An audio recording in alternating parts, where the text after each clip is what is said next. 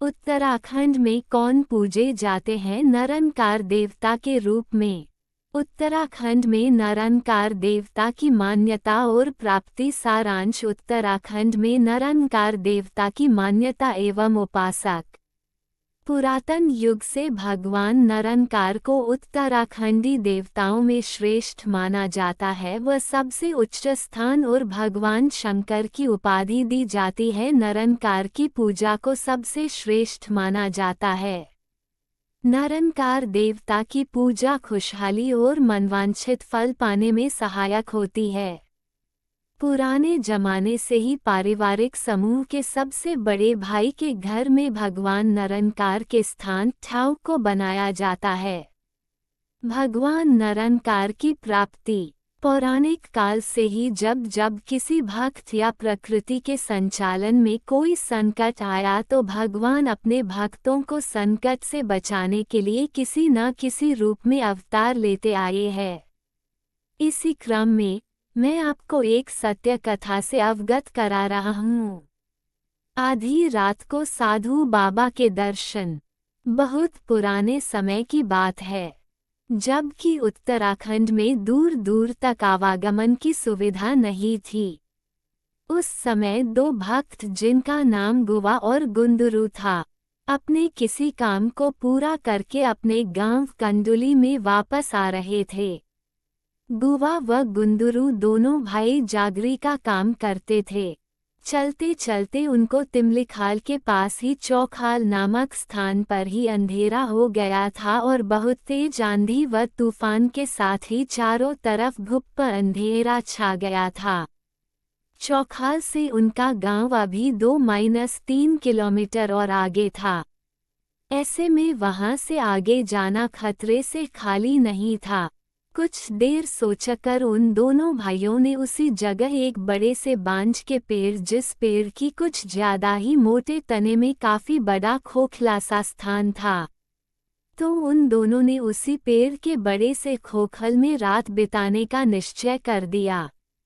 जब दोनों को जंगल में डर लगने से नींद भी नहीं आई तो दोनों ने अपना डमरू और थाली बजाना शुरू कर दिया। बजाते बजाते थोड़ी देर बाद न जाने कहां से आधी रात में आंधी और तूफान के साथ एक साधु बाबा आए। बाबा को देखते ही दोनों भाइयों को बहुत डर लगने लगा।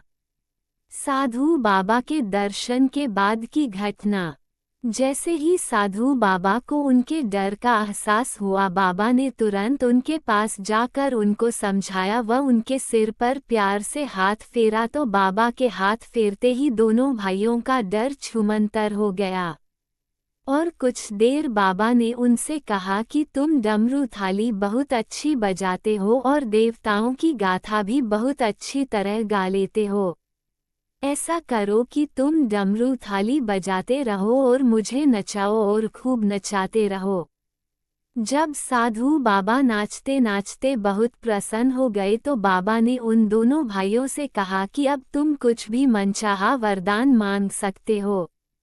तब दोनों भाइयों ने कहा कि जन्म जन्मांतर तक हमारी आने वाली पीढ़ी सदा आपकी पूजा करते रहे और हमारी पीढ़ी का कोई भी आदमी या बच्चा आपका स्मरण व आह्वान करे तो आप उनकी भक्ति को सहर्ष स्वीकार करना व उन पर सदा अपना आशीर्वाद तथा कृपा दृष्टि बनाए रखना।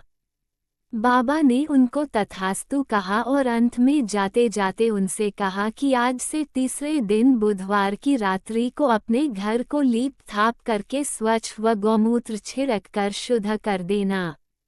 उसी रात्रि को मैं आपके घर कंडुली गांव में आऊंगा। और इतना कहते ही साधु बाबा अंतर्ध्यान हो गए। जब घर जाकर दोनों भाइयों ने चौखाल में बिताई रात की कहानी की घटना को अपनी माँ धौली देवी को बताया तो थोड़े थोड़े करके यह बात पूरे मोहल्ले में फैल गई और उक्त घटना को जानकर सभी भयभीत हो गए। डर के मारे उस दिन धौली देवी ने जल्दी ही खाना बनाकर सोते वक्त दरवाजे पर बड़ी बड़ी और भारी चीजें रख दी, क्योंकि बेटों के बताए अनुसार बाबा ने उनके घर आना था। क्या भगवान का रास्ता क्या कोई रोक सकता है? ये तो संभव नहीं है। और वही हुआ, भगवान ने रोशनदान के रास्ते घर में प्रवेश कर दिया। भगवान के प्रवेश से पहले जोर से आंधी तूफान आया, जिससे घर में गुवा और गुंदरू के अलावा और लोग डरने लगे। भगवान घर के एक कोने में अपने त्रिशूल, पूजा यंत्र और भी बहुत सारी चीजें वगैरह स्थापित कर गए, और उसके बाद भगवान अंतर्ध्यान हो गए। तत्पश्चात आंधी तूफान भी शांत हो गया।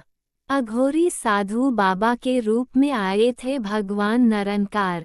जब सुबह रात खुली तो मोहल्ले में सबने देखा कि भगवान निरंकार खुद चलकर मां धौली देवी, गुवा और गुंदरू के घर आए, तो सभी लोग उस स्थान पर जहां बाबा निरंकार ने अपने त्रिशूल पूजा यंत्र वगैरह रखे थे, सभी नतमस्तक हो गए और पूजा अर्चना करने लगे। और उसी दिन सुबह दोनों भाई अपनी आशंका मिटाने उसी बांज के पेड़ के पास गए, जहां उन्होंने रात को साधु बाबा के रूप में निरंकार बाबा के दर्शन किए थे।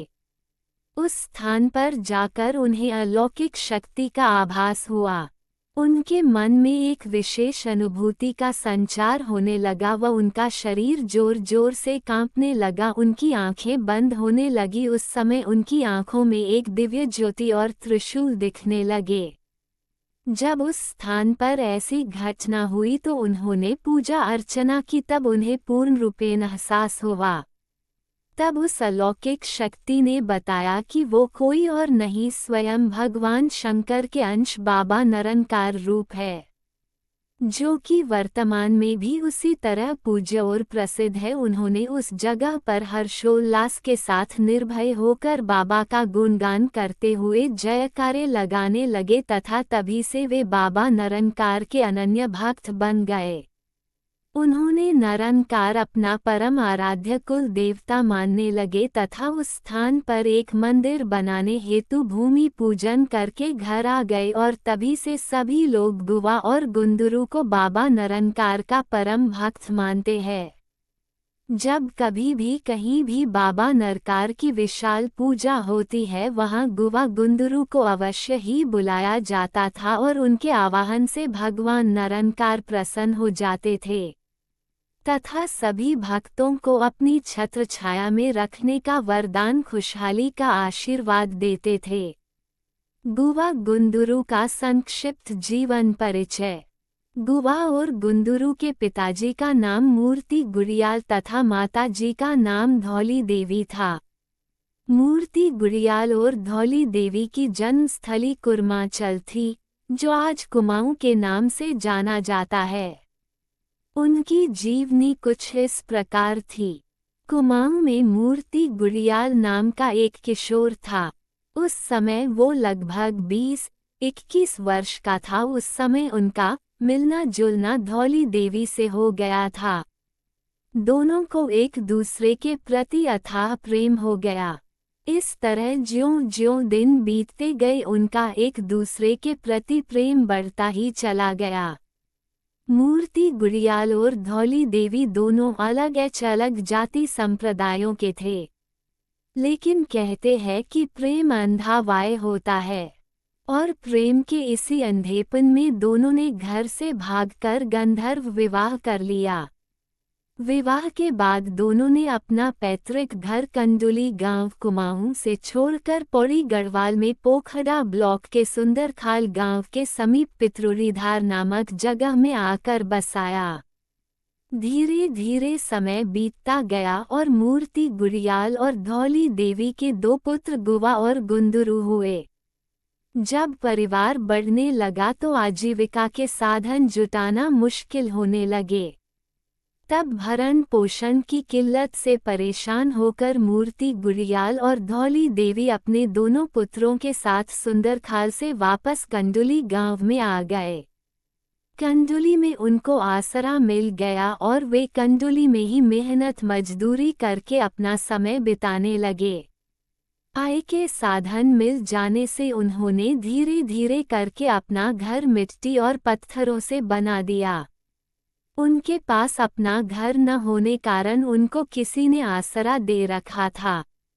कुछ समय बाद मूर्ति गुड़ियाल की आकस्मिक मृत्यु हो जाने के कारण धौली देवी ने अपने भाइयों की मदद से अपने बच्चों की पालन पोषण किया। जब दोनों भाई बड़े हो गए तो उन दोनों भाइयों ने श्रेष्ठ और ज्ञानी लोगों के सानिध्य में उत्तराखंड के देवताओं के आवाहन की विधि, साधना, तंत्र मंत्र और उत्तराखंड की संस्कृति का एक महत्वपूर्ण हिस्सा जागर गायन का ज्ञान अर्जित किया। धीरे धीरे उनको काश्तकारी, औजार बनाना, कृषि यंत्र और स्थानीय जड़ी बूटियों से उपचार करना भी सीख लिया था।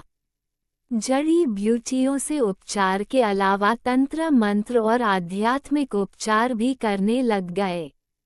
जैसे जैसे समय गुजरता गया गुड़ियाल वंश के लोगों की जनसंख्या बढ़ती चली गई और गुड़ियाल वंश का विस्तार बढ़ने लगा। जब कंडोली गांव में सबका जीवन यापन मुश्किल होने लगा तो अपनी आजीविका के लिए धीरे धीरे उनका विस्थापन दूसरी जगहों पर होने लगा, जिसमें से कुछ भाई सुंदरखाल, कुछ क्वाटापाख, कुछ तिमलान, कुछ नौगांव, कुछ बांसी, कुछ गडोली, घरतोली, भंगलवान, कुछ भाई भरपूर बड़ा में विस्थापित हो गए। और यही है निरंकार देवता की महिमा और प्राप्ति की कथा।